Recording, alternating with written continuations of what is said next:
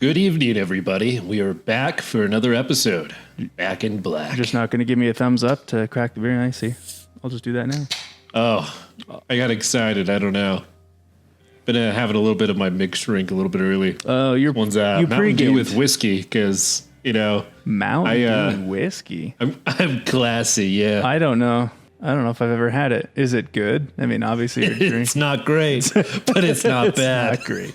You know, the words to live by. It's not good. It's not great. I will say that Mountain Dew and tequila is good, especially the Baja Blast and tequila. That stuff is fire. Oh, I have to try that. It's really good. To go take that into a Taco Bell, just a bottle of Tito's. You should. Well, I am just drinking a beer, and this is Motor Skills Hazy IPA from Mother Earth Brewing Co. I have to say, it's probably the coolest can I've ever seen. It's like a hand. You gotta hold it up. Let me see it. It's like a hand that's like holding up like an eyeball. Oh, it looks like an angel. Yeah, it looks very like Cthulhuian. It's pretty dope. So yeah. Motor Inn. But we're back, ready to talk about some spooky shit. But Cleet, what's on the agenda?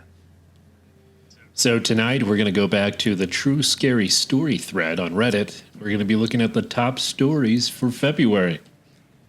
For February. I wonder if there's any like Valentine's related scary stories. Yeah. I'm sure there's a lot of Tinder. The Tinder date like gone Valentine wrong. Scary stories. I bet you there's got to be a thread about that. We should find it. So this first one comes from Credit Expensive 8757, and it's called They Didn't Remove the Pool. This should be interesting. When I was a kid, my family lived in a house in Grand Junction. Before we moved in, the landlord told my parents something unsettling. There used to be a pool in the backyard, and years earlier their young daughter had drowned in it. Son of a bitch. The house meant a lot to them, and they made it pretty clear that we needed to take care of the property, as it was extremely sentimental and wanted nothing changed. The pool was buried by the time we lived there. Not removed, but buried. The concrete foundation of the pool was still there. The outline of the pool could be seen because the grass never grew right. At the time, my sisters and I were too young to really understand, so my parents didn't tell us at the time. My parents didn't tell us much, and we didn't ask. Still, strange things happened in that house. Things we noticed but didn't question until much later. We had a home alarm system that would chime out loud whenever a door opened. It didn't just beep, it announced the door. For example, ding ding, garage door. Or ding ding, front door. I'd laugh if it said ding ding rather than actually chiming. It's like ding ding, motherfucker. Ding ding. The back door, which used to lead to the pool, was still labeled in the system as pool door. Late at night, when everyone was asleep, the alarm would suddenly go off. Ding ding, pool door. Every bedroom in the house was close together. You could hear if someone got up, walked down the hall, or went into the kitchen. But nobody ever did. My parents would get up to check. Yeah. My parents would get up to check, and the back door would actually be open. This didn't happen once. It happened multiple times, always late at night. The same thing happened with the garage door. The alarm would announce it, and again, no one had moved. Another thing that I remember clearly was the garage itself. Whenever my mom asked me to take out the trash, I'd get this overwhelming feeling of being watched the moment I stepped inside. It wasn't imagination or fear of the dark. It was intense and specific, like something was there, lurking in the shadows. I still remember that feeling today. One night, my mom was awake in the living room while the rest of us were asleep. She saw a shadow move down the hallway toward the bedrooms. She assumed that one of us kids was sneaking around, so she got up to confront us. She walked past my room first and saw the shadow go into it. My door was open. Certain she'd caught somebody, she walked in and flipped on the light. As a mother, she knew instantly that I wasn't pretending to sleep. I was out. She checked my closet, under my bed, and around the room. Nobody else was there. Confused, she went to my sister's room, expecting to find one of them awake. The door was closed, and both of them were asleep as well. My sister shared a bedroom that we later realized was most likely the same room the landlord's daughter had used. Never confirmed, just an assumption. At night, they would hear tapping on the wall. It wasn't rhythmic and it wasn't loud, just deliberate. It didn't sound like pipes, the heater, or the house settling. One night they started screaming for our parents. Over and over, they kept saying, "Someone is knocking, someone is knocking." They were screaming so loud I woke up and made my way to their room after hearing my parents rush out of their room into my sister's. We could hear it too. My dad always told us it was the heater or the pipes, and because we were kids, we believed him. Years later, when we talked about it again, he admitted the truth. He only said that because we were young. He never had an explanation for the sound. He's like, "Yeah, I just gaslit the shit out of you your whole childhood." It's those damn pipes. I don't know why you're being so dramatic. Dad, it's literally screaming. No, it's just the pipes. Get over it. Just the copper in the pipes. Cabinets and drawers also opened on their own from time to time. It became part of the background of the house. Unsettling, but never explained. Eventually, my older brother came to live with us. He stayed in the room farthest from the rest of the bedrooms on the opposite side of the house near the living room, which primarily served as an office.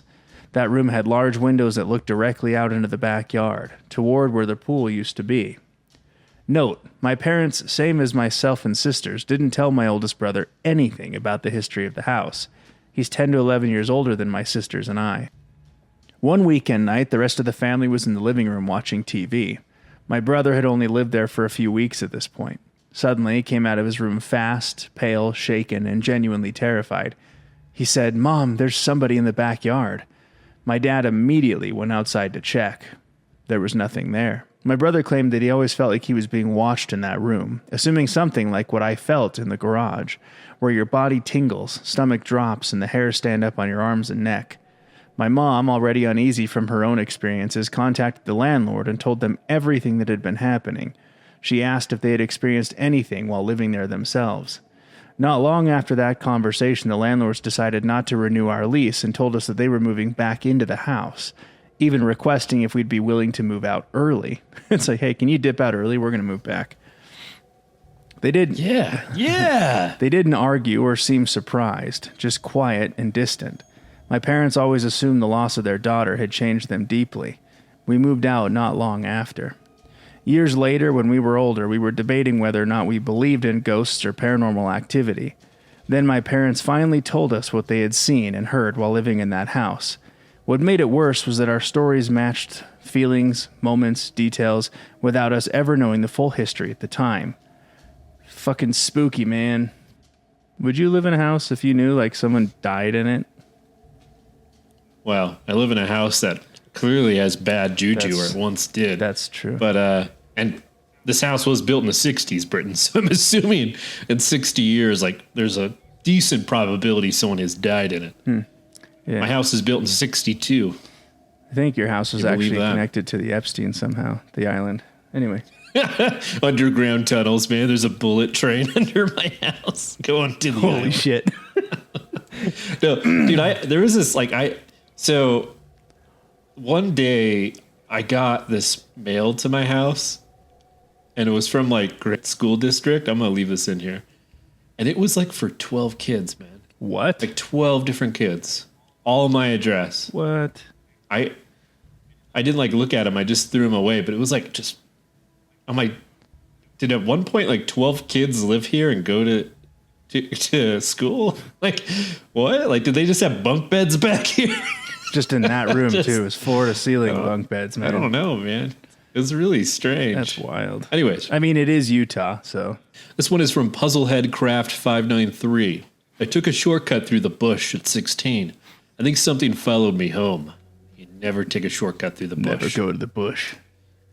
You never go through the bush. I've been seeing a lot of scary Reddit stories shared on TikTok and Instagram lately, and it finally made me feel brave enough to share something that happened to me when I was 16, living in my hometown in Australia. I came out my walkout balcony. No, I'm kidding. When I was 16, I got my first somewhat serious relationship. He was my close friend's older brother, and their house was about a 10-minute walk from mine. If you're willing to cut through the stretch of bushland along a barely noticeable dirt road, my house sat directly across the street from the entrance of that bush track. One night, I was at my boyfriend's place watching a movie, and we both fell asleep. When we woke up, and it was almost 11 p.m., his mom had a strict no sleepovers rule, especially for partners. He walked me to the door and said goodbye, and that was it. Looking back now, I really think he should have offered to walk me home. I was just thinking that. Like, well, see ya. Good luck out there. Bye-bye. Yeah, I wonder if they worked out. I'm not sure. I was only 16 and it was late. I started down the street toward the bushland entrance. Going the long way and through the streets would have taken over 20 minutes, while the bush track only took about 10. I used this shortcut plenty of times before, but usually during the day and rarely alone. It was a moonlit night, and I remember thinking the moon was unusually bright. Honestly, one of the most beautiful things I'd ever seen. The light filtered through the trees, so the bush wasn't in total darkness, which made me feel a bit better about not tripping. A steady breeze moved through the leaves. It was late September, and that kind of cool, windy night is pretty typical for an Australian spring. I was just over halfway down the dirt road when I noticed something strange. The breeze was still blowing. I could see the trees moving, but everything had gone completely silent. No insects, no rustling, no distant traffic, nothing. It was the kind of silence where you could hear a pin drop. I felt uneasy, but I kept walking. A few moments later, a heavy sinking feeling hit my gut so hard that I stopped dead in my tracks. I just stood there, staring straight ahead, when a sharp chill ran up my spine. It's hard to explain, but my body was screaming at me to run, while my brain was telling me to turn around. To this day, I wish I'd just run, but my curiosity got the better of me. Slowly, with my breathing getting heavier, I turned my head. Standing meters behind me on the path was a tall, thin, dark figure. It didn't look like a normal shadow. It had shape, presence, and the only thing I could make out clearly were its eyes, glowing and locked directly onto me. My body instantly went into full fight or flight mode. I turned and sprinted down the dirt road toward my house. I wasn't thinking about anything except getting back to my street, somewhere visible, somewhere safer, somewhere human. I don't even remember my feet hitting the ground. It felt like I flew. I jumped my back fence, rushed to my bedroom window, slid it open, and climbed inside. That was the first time I stopped running. I turned to look behind me. There was nothing in the yard, nothing on the street, but I could still feel it.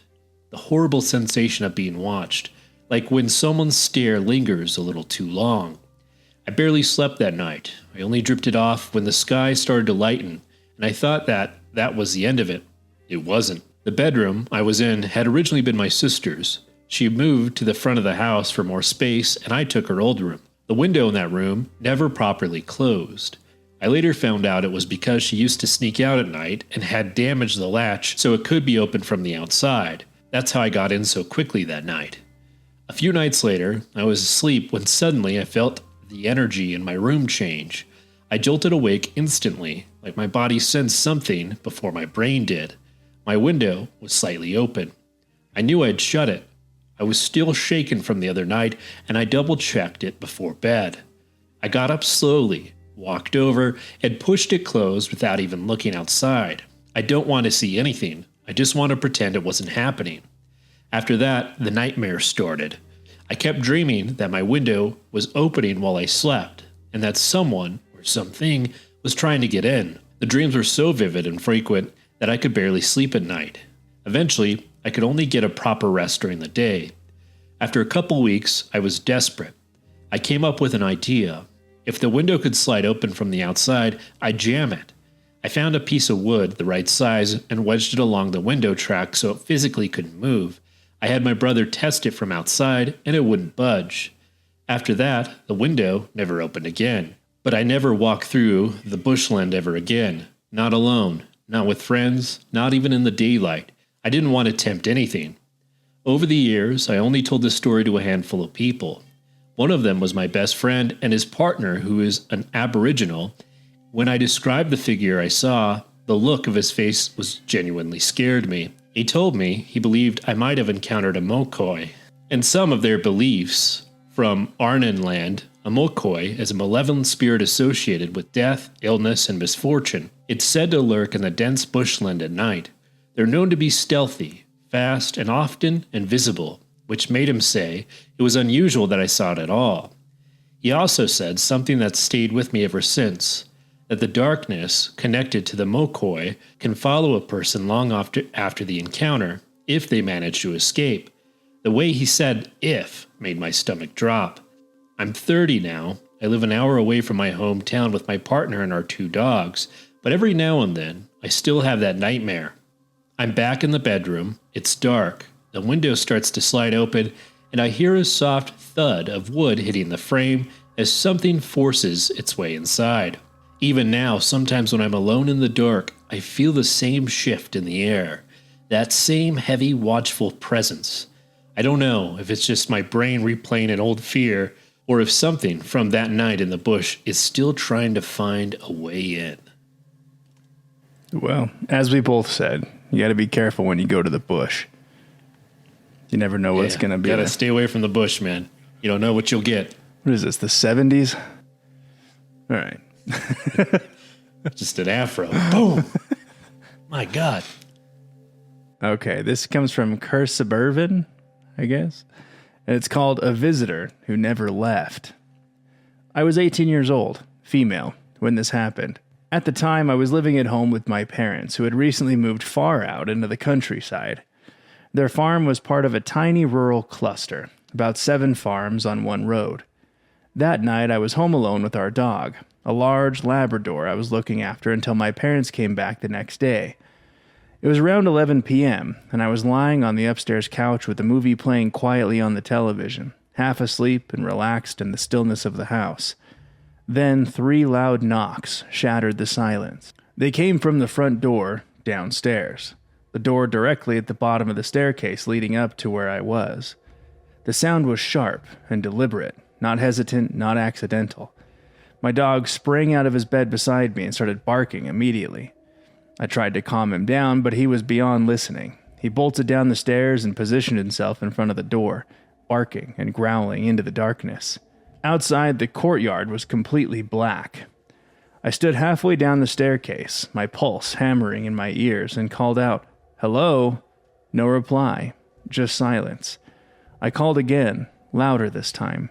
Still nothing. The quiet that followed felt wrong, thick and watchful. After a moment that felt much longer than it was, I forced myself to move. I stepped down the rest of the stairs, my dog still tense at the door. Carefully, I opened it just enough to lean my head outside. There was nothing there. No lights, no movement, no footsteps fading away. Only the dark courtyard and the cold night air. It felt like whoever, or whatever, had knocked had simply vanished. I shut the door quickly and locked every entrance in the house. My hands were shaking as I called my parents. They immediately contacted our neighbors, a couple who lived nearby, and within minutes they arrived. I explained what had happened, still trying to steady my voice. They decided to walk around the barns and check out the property. Those 10 minutes felt endless. When they returned, they said that they hadn't found anything. Still, they strongly suggested that I come sleep in their guest room for the night. I told them it was probably just me overreacting if nothing had been found, but they continued to insist, more seriously than I expected, that it would be safer to come with them. I refused. I couldn't leave my dog alone. Before leaving, they told me to call immediately if anything else happened, no matter how small. When my parents returned the next day, they installed surveillance cameras outside the front door. They said it was to make me feel safer, especially since I was often home alone with the dog. A few months later, my parents were celebrating their 25th wedding anniversary. During the evening, I found myself talking with my female neighbor and thanked her again for coming over that night. Her expression shifted. She went quiet for a moment, like she was weighing whether to say what was on her mind. Then she told me that she had to be honest with me. That night, shortly before my parents called her, she'd been outside saying goodnight to her horses. The yard was completely still. No wind, no distant cars, nothing. That's when she heard it. Footsteps. Clear, deliberate footsteps crunching through the gravel in our courtyard. Not random, not hurried, slow, controlled, like someone walking with purpose in the dark. She said the sound carried unnaturally well in the silence. Then the footsteps stopped, right there in the yard. She waited to hear them continue, to hear somebody speak, a door, anything. But there was only a heavy, suffocating silence. And just moments later, my parents called her about the knocking. She told me she'd never heard those footsteps leave. Jesus Christ. Yeah, my God. So I guess they're still there. They're just hanging out somewhere. Maybe they're frogging in her house. They're just living in the attic. Yeah. I'd do that if I could. Oh, yeah. Free rent? Are you kidding me? I'd stay in an attic. Bring all my kids with me. It's like, guys, shut up. Shut up. What's that? The two duo that do the funny skits, Cooper and whatever? Yeah. What are they named? It's, yeah. I know what you're talking about, because did you know he made a horror movie? Well, I was going to say I was watching a short of them making fun of that hand movie where they touch the hand, see the spirit. Yeah. It's that goofy looking one. He's just looking at him. And they're like, okay, tell him that you will let him, you'll let him in.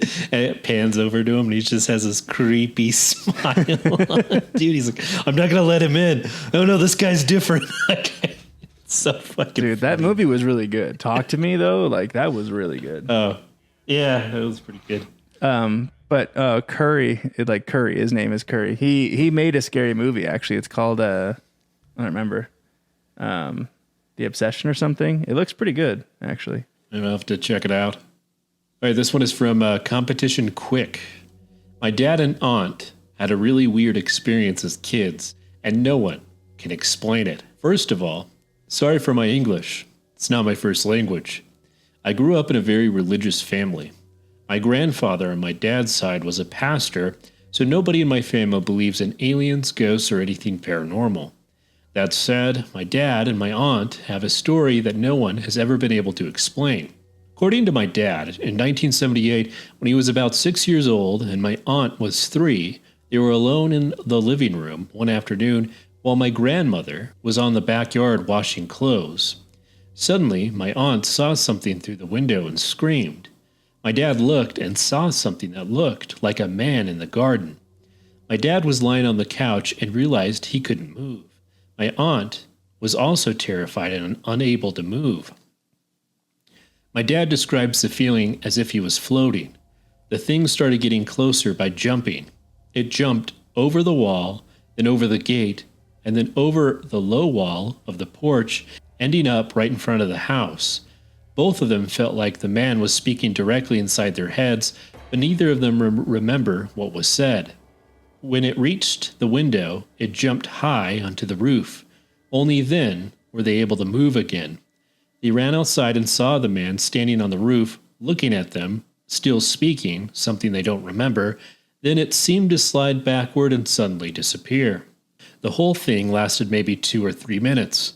After it vanished, my aunt started crying and had even wet herself from fear. My dad ran to get my grandmother, but she said she hadn't seen anything. When my grandmother asked my aunt what had happened, my aunt said she'd seen God. According to my dad, it was a humanoid being, short and thin, with a head that was too big for its body. It had very large eyes, about the size of saucers, with pupils and no eyelids. It had holes where the nose should be and a mouth with no lips. It was wearing a tight suit that went up all the way up to its neck, kind of like a diving suit, metallic and purple, and the skin tone was almost the same as the suit. My dad is colorblind, so he isn't sure about the color, but he is 100% certain it was not green or gray. During the entire experience, there was a constant sound that both my dad and my aunt described as a deep buzzing, like cicadas. When the being spoke, they felt a copper taste in their mouths. After that day, my dad says there were other moments in his life when he felt like he was floating again, but without seeing the being. Of course, my grandfather said they were just imagining things, and the family brushed it off.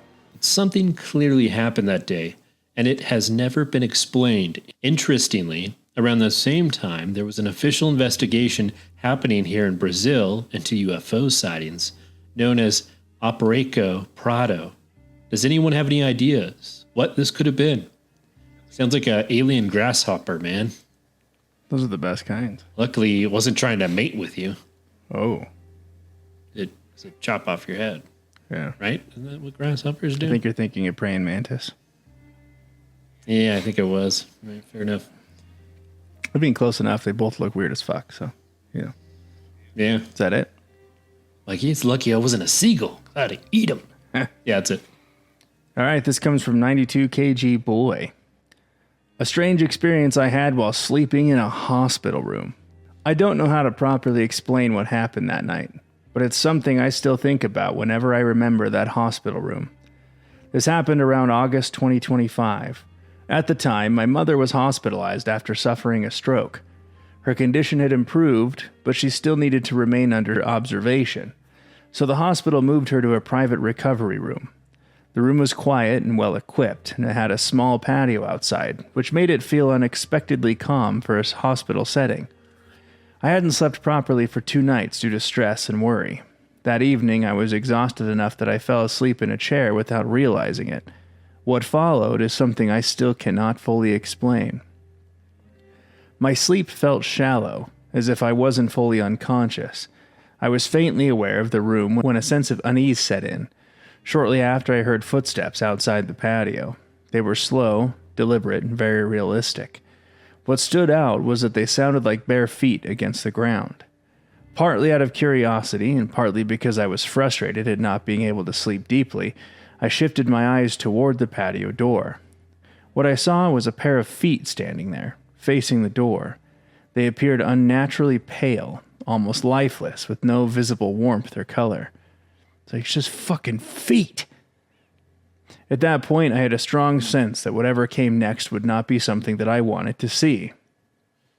I closed my eyes and turned my face away to avoid looking, hoping the experience would end. Time felt suspended. I was still aware of a presence, as though something was there, watching the inside of the room. The back of my neck felt cold. After some time, that sensation faded. I felt marginally calmer and turned my body toward the door to change my sleeping position. Out of habit, I opened my eyes again to confirm that everything was normal. That's when I saw it. A dark figure was sitting there, staring directly at me. I can't clearly describe its features. What stood out most was how thin it appeared, and its eyes, wide open and fixed straight on me. I screamed purely out of reflex. That seemed to startle it. It fled in a way that felt unnatural, almost hopping like a rabbit, moving at an unusually high speed. Within seconds, it disappeared into the darkness beyond the patio. I was left fully awake. My scream had woken my mother. She asked what had happened. Not wanting to disturb her or cause her unnecessary worry, I told her I just had a bad nightmare. It's not funny, but like his mom had a stroke and he's just sitting here screaming, waking her up when she's trying to recover. Oh, no. Okay. I've heard many unsettling stories throughout my life, but this was the first time that I had experienced something like this firsthand. The memory has stuck with me. The closest comparison I can make is to the blacked out silhouettes used to represent unknown perpetrators in the Detective Conan manga. That image is what my mind returns to when I think back on it. That's quite the weird comparison there. But that's it, man. Specific. Okay. I like this one. You should click on it because there's going to be pictures in the comments, but it's called I Don't Know What I Saw, but I have pictures of it. All right. I'm clicking on it now. There's no pictures here. That's just a bunch of public showers. Oh, okay. I guess you have to scroll down a little bit. It's a picture of a dick. It's just a penis. Just a big old penis. It is blurry as hell, yeah, dude. it is. I can't see. It could be. I don't know what I'm looking at. Could be just a big old penis. Interesting. I woke up. There was a mushroom shape on my window. Some mushroom stamped my fucking car. What the fuck is supernatural. this? Never seen a mushroom that weird looking. I don't know what it was. Never seen a mushroom like that. Anyways, I grew up in Missouri, the kind of place where nothing ever really happened. Moberly was just another dot on the map. Brick buildings, railroad tracks, cornfields stretching until the sky swallowed them. I lived there my whole life, gone to the same high school my parents did, driven the same back road since I was 14. That's probably why it took me so long to realize something was wrong. It started during my junior year, late fall, when the sun went down too early and the air smelled like dead leaves and cold metal. I walked home most days instead of taking the bus. It cut through a shortcut behind an old abandoned building near the tracks. Everyone called it the feed mill, even though it hadn't been used for decades. One afternoon, I heard footsteps behind me. I slowed down. They slowed down too. I told myself it was just someone messing around. Kids from school like to scare each other back there, but the steps didn't sound right. They were uneven. Like whoever was walking didn't know how long their stride was supposed to be. Sometimes I'd hear dragging, sometimes a sharp tap, like bone on concrete. I turned around. No one was there. The air felt thicker, like before a storm, and the silence pressed in on my ears. I hurried home, heart racing, but I couldn't shake the feeling that something had been watching me from just out of sight. After that, it happened more often. I'd catch movement in the windows that reflected the street behind me. Something tall and pale that vanished the second I looked directly at it. Teachers would call my name in the hallway, but when I answered, they'd swear they hadn't said anything. Once, I heard my mom call me from downstairs while she was still at work. That's when I started losing sleep. The night I really saw it was after a football game. I was cutting through the same shortcut, hoodie pulled tight against the cold. The moon was bright enough that I could see the feed mill clearly. Its broken windows like dark, empty eyes. Something stood beside it. It was shaped like a person, but wrong in every detail. Too tall, too thin. Its arms hung almost to its knees, and its head tilted at an angle that made my neck hurt just looking at it. Its skin looked stretched, tight, and pale, like it had never seen the sun, but somehow knew what a human was supposed to look like. I couldn't move. It shifted its weight, joints clicking softly, and when it stepped forward, I realized it had been trying to stand like a person and failing. Each step was a correction. Then it opened its mouth. Hey. My voice. Exactly my voice. I felt sick. My hands shook so badly I dropped my phone. The thing tilted its head further, studying me, and its face pulled into something that might have been a smile.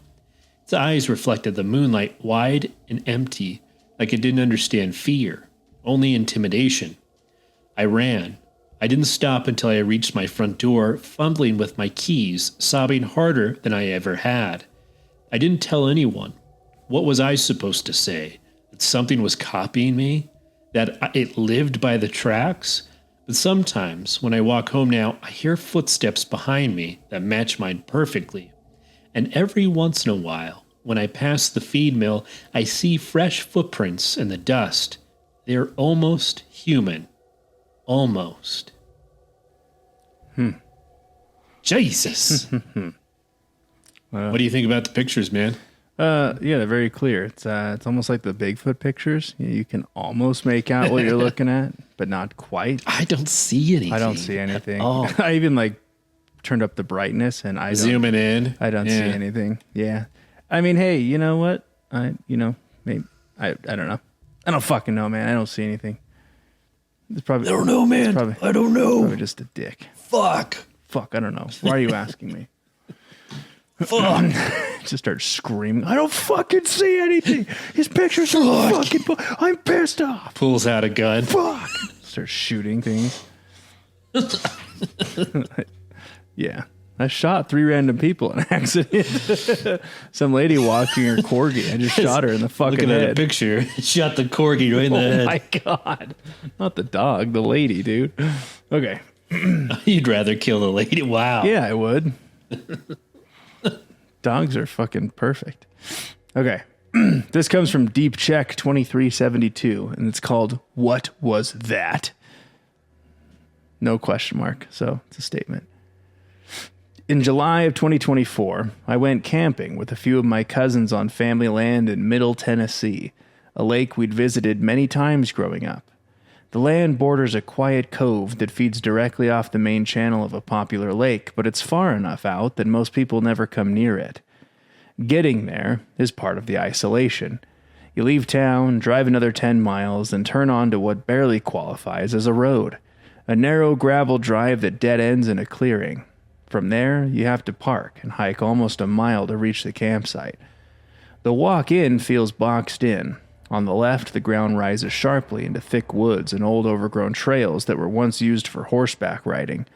On the right, the land drops off steeply, too steep to climb down, leading straight to the water. Every so often, through the trees, you catch glimpses of the cove and the hillside across it. That side used to be logging land decades ago, but it was never fully cleared. Now it's just untouched forest. The campsite itself is strangely perfect. Flat ground right at the water's edge, easy access to the lake, and behind you nothing but a steep wooded hillside. No trails, no clear exits, just trees. We set up camp and spent the afternoon swimming, relaxing, and letting my dog explore. Everything felt normal, comfortable, familiar. As evening came, we started a fire, cooked dinner, and sat around talking while the sun went down. Not long after dark, we started hearing rocks falling behind us. At first, it sounded random, small rocks tumbling down the hillside, the occasional rustle of brush. We assumed it was an animal, maybe something coming down to the water, but it didn't move through like an animal usually does. It moved back and forth. Whatever it was kept circling behind us, rustling the brush, getting closer, but never stepping into view. After a while, one of the guys picked up a small hatchet that we'd used earlier and tapped it against a rock. Tap, tap, tap, hoping to scare it off. The response was immediate. The woods went dead silent. No insects, no wind, even the air felt different. Cooler, heavier. Dude, when it gets that silent, you gotta go. There's a predator in the woods. Yep. Apex predator, baby. Super predator. Epstein, man, run. Oh, yeah. Oh, yeah. I've got an island for you. I'm gonna get you. First, we're gonna go to the West Valley Tunnel. Take the bullet train to the I'm gonna island. show you I'm gonna turn you into jerky. I think that your little concrete under the deck, that's the bullet train entrance, man. Yeah, so I told you, man. Yeah. Then, from the tree line behind us, we heard it. Tap, tap, tap. The exact same sound. Slow, deliberate, and unmistakably repeating back to us. That's when we debated leaving, but the trail out was long, narrow, and completely dark. We decided staying put was safer than trying to hike out blind. We retreated into our tent, a large 12-person tent that easily fit the 5 of us and my dog. Once zipped inside, things felt lighter for a few minutes, like whatever tension had been building had eased. Then we heard the voices. It sounded like men having a low, muffled conversation just outside of our tent.